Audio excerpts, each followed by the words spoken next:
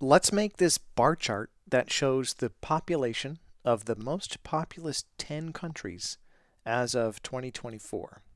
To achieve this, we'll be doing a bunch of data manipulation to isolate the top 10, and then we'll iterate our existing scatterplot code to make it a bar chart using scale band and rendering rectangles instead of circles. Let's make a bar chart by starting from this simple scatter plot and pulling in this data. I'll start by forking this simple scatter plot and I'll call it simple bar chart. And then I'll grab this part of the URL and use that to import this data. Right now, it's importing from the Penguins dataset, but I'm going to change that to be importing from the United Nations population estimates data instead. And of course, when this runs, it totally breaks because we need to update a bunch of things. My goal here is to create a bar chart that shows the relative populations of the largest countries, not all the countries, because that might be too many bars. As a first step, let's isolate the data that we want to show. And then as a second step, we'll modify the viz function to be a bar chart instead of a scatter plot. Let's take a look at the data with console.log data. All right, there it is. There are quite a lot of columns. I'm interested in this one, total population as of the 1st of January in thousands. And since that's pretty long, I'll make it a variable like population column, and I'll just paste that string. And then I'd like to take the top n, where n is some number, let's say 10. And what we want to do is take the top n countries by population. So how do we do that? Well, there's two steps. First, we have to sort it by population and then take the top n of the sorted array. So I'll say sorted data, and we'll make that data.sort. This is a function built into JavaScript arrays. And this function takes as input what's called a comparator function that compares two values. Let's call them a and b. And it returns, I think, +1 or -1 or 0, depending on, how they compare. Luckily, D3 has a function called descending. There's also ascending. And we can take the population column values for A and B and pass those in to descending. And that should sort the data for us. Let's see if it did. Console.log sorted data. And when I take a look at these, it should be sorted, but it's hard to tell.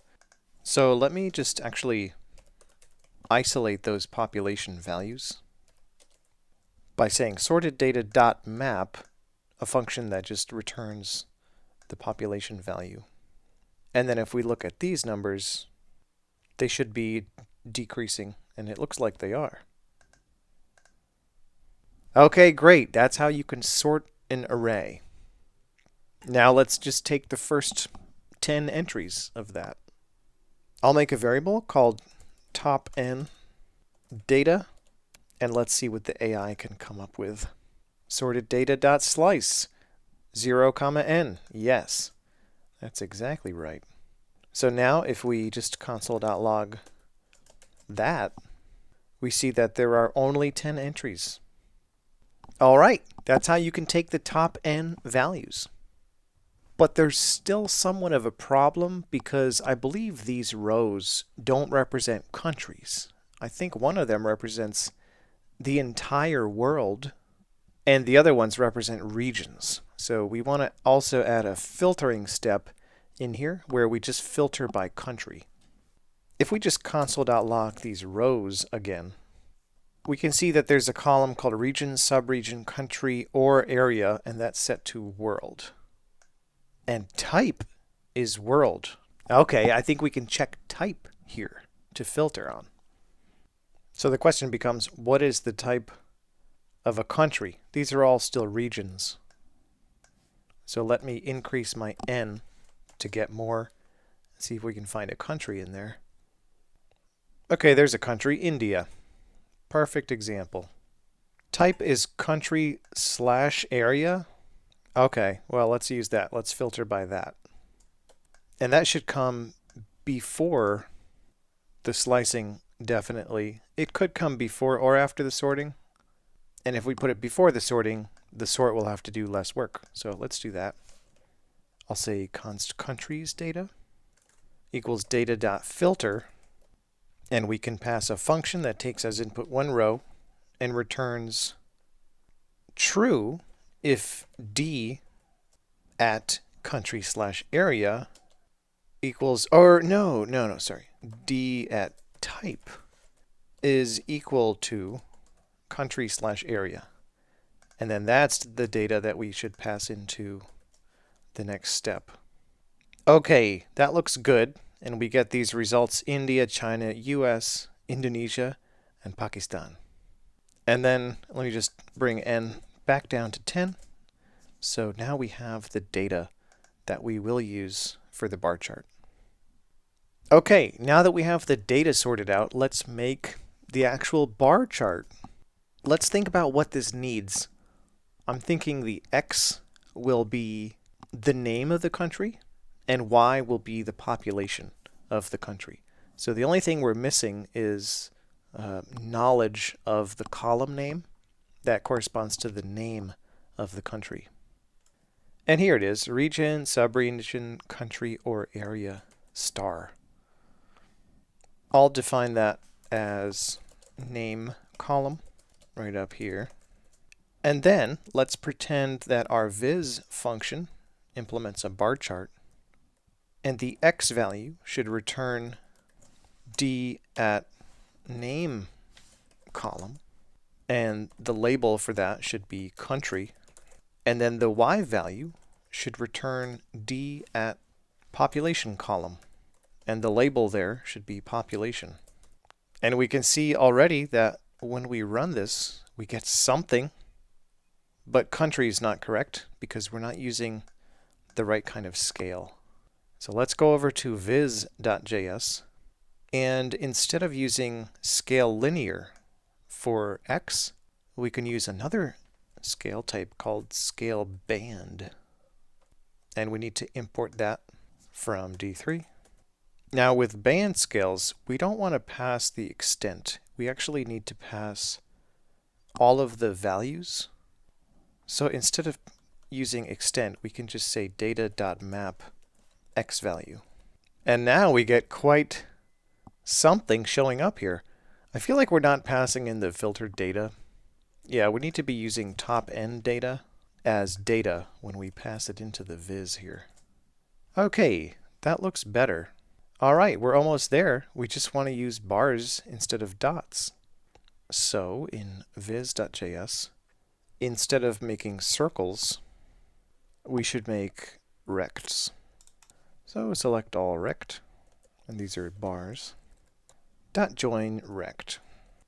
And SVG rect elements, which are short for rectangle, have X, Y, width, and height.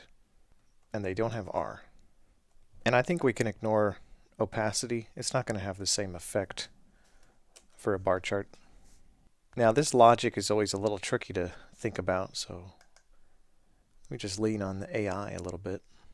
Okay. Okay, that worked for the most part. So X passes it through the X scale. That makes sense. For Y, we also pass it through the X scale. For width, it takes X scale.bandwidth. This is a function on band scales that gives us the width. And then the height will be the inner height minus Y scale of Y value of D. Now, there are a couple of issues here. One of them is that the baseline is not 0. In my opinion, whenever you're making a bar chart, it always makes sense to have a 0 baseline. That means the domain of the y-scale, which is a linear scale, should always start at 0. And that's because if you do that, then the area of the mark will correspond to the data values, and their relative sizes, their relative areas will be proportional. If you don't start it at a 0 baseline and you draw the bar down to 0, or something that is 0 in the screen coordinates but not the data coordinates, you end up with disproportionately sized bars, and that could be misleading. So that's something to really watch out for. If you ever see a bar chart that does not have a 0 baseline, that's like super sketchy. Just watch out. But that should be a pretty easy fix, because all we need to do is change our y-scale so that instead of using the extent of the data, we start it at 0 and we go to the max of the data. That's how you can set up a 0 baseline for a bar chart. And then we need to import max from D3 instead of extent. Okay, the bars are still not going to the bottom. I think there's something wrong. And I think it has to do with the way our y-scale is set up. Yeah, the range of the y-scale, it's from height minus margin bottom to margin top. So I think actually we need to subtract the y-scale of y value of d from height, not inner height. No, that's not right either. You know, the way these scales are set up, I think we might want to say y-scale of y value of 0. That's not quite right either. All right, let's say they're all 10. This is the thing that we're dealing with. It extends it down from that point. And the y-coordinate system starts at 0 on the top. So what should this be? Yeah, it is y-scale. Oh, I shouldn't have passed in 0 to y value. That's what it was. Yeah, okay, so y-scale of 0 will give us the y-coordinate at the bottom. And then to get the height of the rectangle, we take that value and subtract y-scale of y value of d. Okay, great. There's just 2 more problems to work through.